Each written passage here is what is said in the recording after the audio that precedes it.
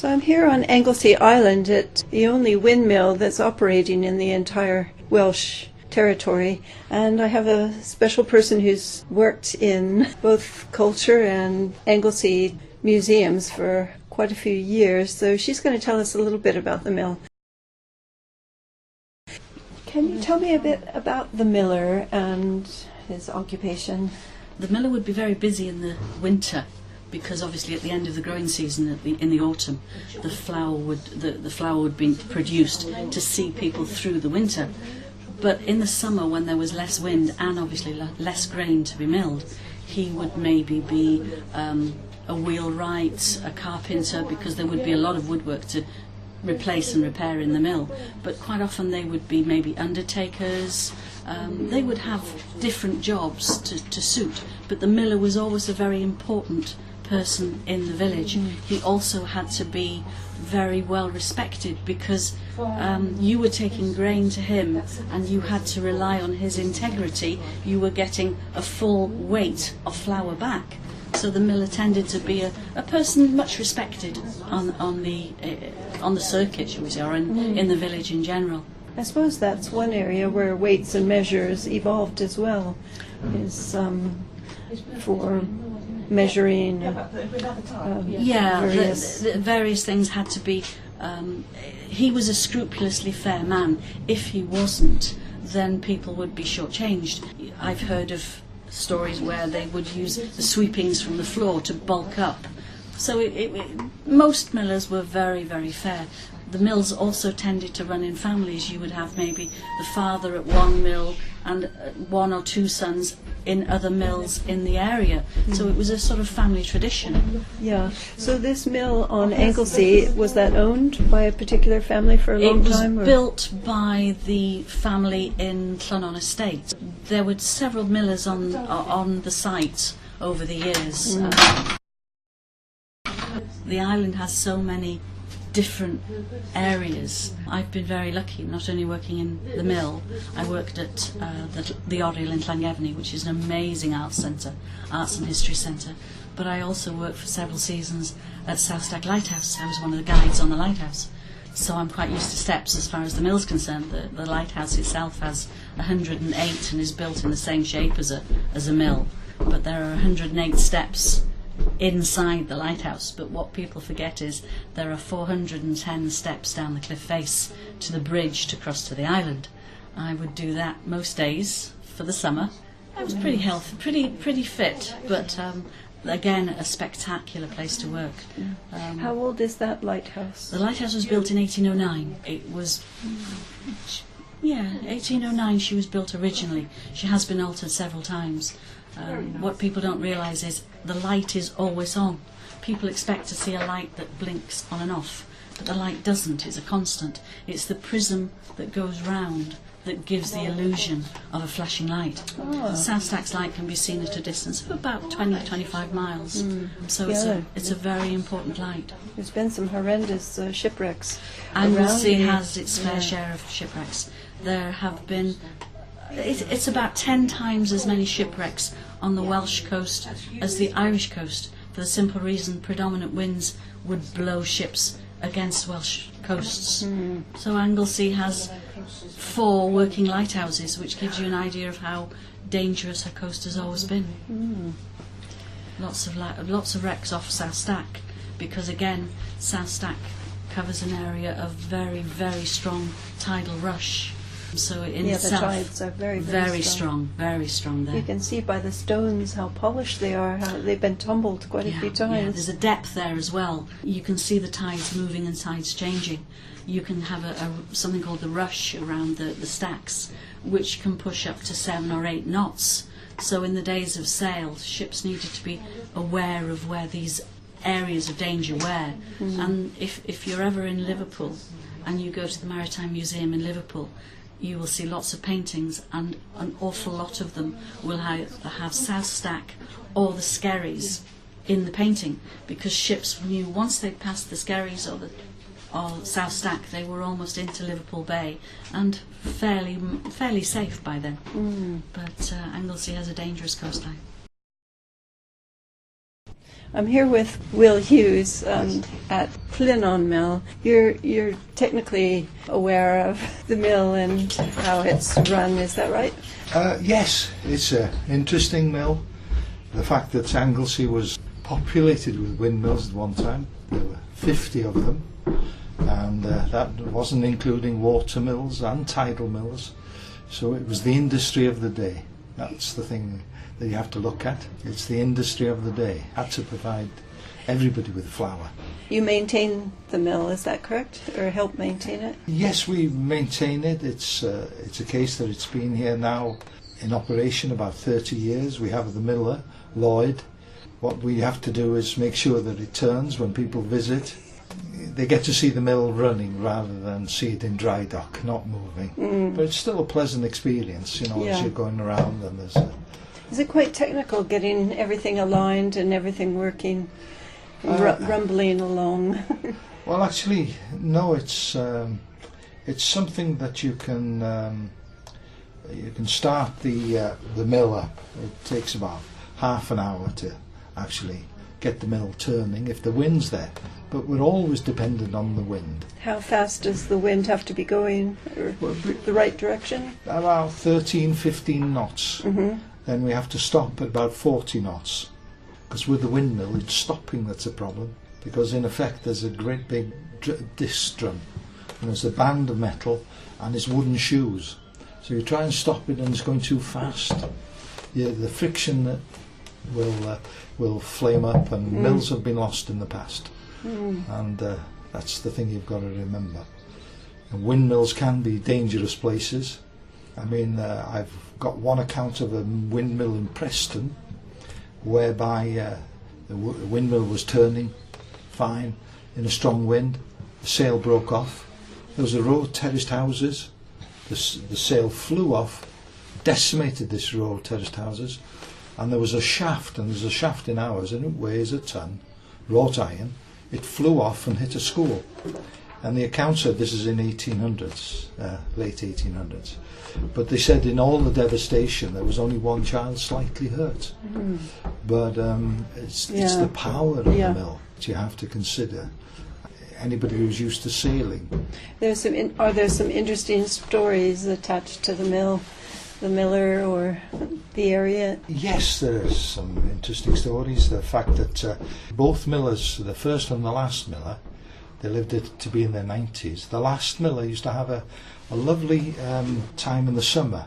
On Midsummer's Day, he'd arrange for all the children from Llandersant to come and have a party. And he'd dress the mill up with all flowers and ribbons and flags and bunting. Yes, he was a nice old man, they say. Only time that we dress the mill up now with bunting, it'll be next weekend, which is National Mills Weekend. And we'll put bunting on here. All we need is the wind. And of course the food is dependent on the cafe here. So how do you actually put the sails over the structure? It looks like trellis. How long does that take, and is it quite difficult to actually put the sail on? No, you see what appears to be a green rope to the side of it. Where is it? Here, possibly. You see that green rope? That's in fact a canvas. And what you have at the top is a curtain rail. It's a metal rod. We go up there, we have to grease that with beeswax. But we unfurl the canvas, and then there's a curtain pull at the bottom, and we tie it at the bottom. So then we have four sails. We have the ability to use four sails, if it's a low wind, or two sails. We never have an imbalance in the wind. If you remember your windy miller, do you know the little rascal windy miller? He used to come out with a flagon of cider on his elbow, didn't he? Well, that was in reference to the fact that 3 sheets to the wind. Yes, right. It's a state of inebriation and an imbalance in the windmill. So that's what you have there. Windy miller taught us a lot. And why he didn't do a second series. He was always dodging the sails. Extremely dangerous. Lots of millers and wives and children being killed. technically flailing as well, sails. all the cogs and all of the chains that you can get wrapped up and go through the mill. Well, we don't go into the cap. We actually put the brake on outside. There's a long rope, so what the cap is closed off when we're turning. But Right. people can go up and see the great spur turning and the stone turning, Yeah. because that's all encased. But everything else. Now, is the stone, is it stone from Anglesey as well? We used to have Anglesey stone. It's a conglomerate. You used to get it from Penmon and Bentley, and they used to cut it out completely out of the rock. It's river sediment. But the one that we use now is French burr, and most people, milling terms, use French burr. And the beauty of the French burr, it comes in the Paris Basin. It comes in a Tetris pack form to create a circle. It's banded with metal, and it's bonded with, of all things, plaster of Paris. But you'd think durability, ours should last us 150 years. So there you are. Yeah. Well, Long thank you time very to make much, flour. Mr. Hughes. Thanks. Okay. Do you think The it sails takes on. any particular taste to the flour in this area? Is it locally produced? We wheat? get our wheat from Suffolk. There's an organic estate there, and I love it.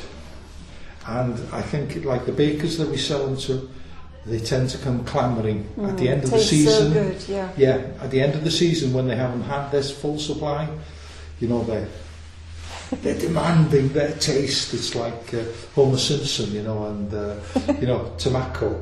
You know what I mean? People get hooked on bread, don't they? Yeah, because these mills, they were designed for one person, weren't they? One person to operate. They'd be running up and down the stairs, and they had different bells to alert them if the flour was going to run out. And then there was the cat to catch the mice. But I thought they were sort of designed so one person could actually operate it. No, I don't see one person. Not in the past. Never. Really? What would be the point in? Yeah. You'd kill them. Right. I mean, this can be heavy duty work. You'd minimum 3, and I'd say more, because labouring prices were cheap in the past. They were cheap in the past. So originally, the wheat would be hoisted up through this trap door, wouldn't it? It still is. Yeah. Still is. Okay. We just turn it to what it Hessian is. bag of wheat. The Hessian bags that they used to carry the wheat or the flour in were 200 weight. But we don't. It's 25 kilos a bag. We take 50 kilos up through there now. No problem. Yeah. But this might interest you as well. This is a song by Longfellow. Oh, okay. And American he may be, he's got parts of it dead right. Like down here, talks about Sunday, take my rest. I cross my arms on my breast and all is peace within. You can guarantee this mill would never have worked on a Sunday. They would have been up there with, pagans and everything else if they found the mill working on a Sunday. But and for the miller here, what we did here, I copied this out and says, "And while we wrestle and strive, my master the miller stands. Behold, behold, a giant am I." And I put it above his desk, and I said, "If you don't laugh at this, Lloyd, you're a megalomaniac." Oh, yeah. But I tried to get the song. There was somebody who would give it to me, and he was in a choir, and he was saying it was a lovely song.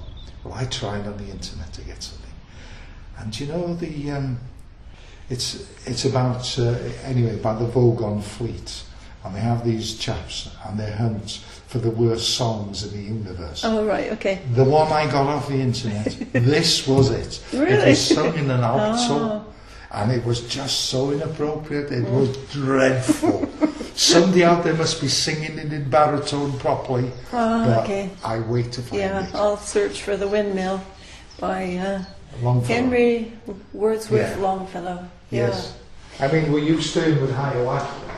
You can imagine How much flour do you produce a year Or we can it we produce do- on a day, maybe? Just We could do half a ton in the day. Yeah. This is, I was just showing somebody the fact that was, I split it just to show that it was wholemeal, and that was the bran.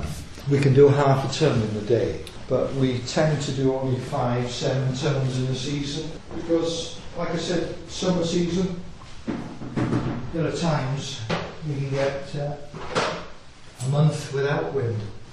would they have experienced the same difficulties originally? No, they would have been milling in the winter, in autumn and the winter, of course. It's only the summer it goes a bit quieter. They can do. You have an awful lot of tools as well. These Well, local? it's partly a museum as well. This is a flail, and when you look at this flail, you think about. He mentions it about the far off the barn, the 2 doors open, and the flail thrashing. I mean, that's so labour intensive. Pile of wheat, knocking the, oh dear me. Yeah, You know, it's a lot of... Thank goodness things have moved on. What is that, a harrow? Or, no, a rake? It's a rake, it's a gleaning rake. And they say the kids, and it's fairly light, it isn't as robust as it looks. When they used to go around the field and part of the wheat would be on the side, they'd rake it in, and the kids would do that. Yeah, the kids worked for their living, didn't they? Your butter one? Oh, okay, lovely, wow. Everybody's got a comment on the Churn. butter churn. Yeah. From a farmer who said his wife used to get tired and he connected it to the tractor. Yes, good one, eh? Oh. But the normal one, the one that I picked up, is a book called Power Before Steam. Excellent book. Excellent book. And he was, in that, it's the same unit as this, and in Holland, but instead of the hand crank, they have a shaft and a dog wheel, dog the size of a Labrador, and he does the butter. That's Clever. nice, isn't it? Yeah. I like this old... Wait. I've locked it in there Yeah. so the kiddies can put their fingers on it. taking... Is this slate? No. No, it's wood. Yeah. Yeah. It doesn't matter what you've got, like as long as it balances straight, and then one weight and another, you either have it straight or you don't. Yeah. So was wheat popular in early Anglesey history? Yes, oh yes. Yeah. Yes. Well, this is part and parcel of And being oats called, as well. Oats. Yes. Being called Morn Mam Cymru, Mother of Wales. Yeah. Morn, Mother The of ground Wales. is very rich, isn't it? Yes, and although it's flat, it's an undulating plain. There's so many places for, fields of wheat to be produced.